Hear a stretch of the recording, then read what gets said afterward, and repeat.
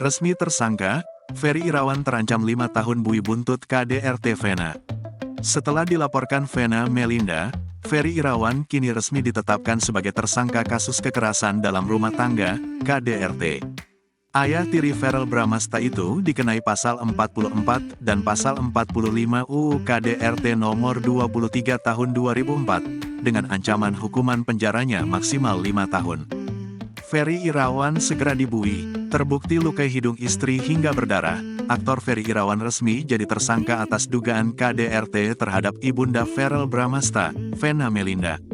Penetapan status tersebut, setelah dilakukan gelar perkara yang dilakukan penyidik Subdit 4 Renakta Ditreskrimum Polda Jatim, pada Rabu, tanggal 11 Januari tahun 2023. Gelar perkara tersebut dilakukan penyidik yang dikomandoi oleh Kasubdit 4 Renakta Ditreskrimum Polda Jatim, AKBP Hendra Eko Triyulianto, seusai melakukan olah TKP dan memeriksa 5 orang saksi.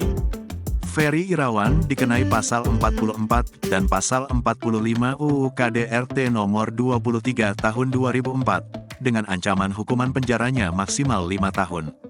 Sekali lagi, setelah dilakukan gelar perkara dan telah dinyatakan oleh tim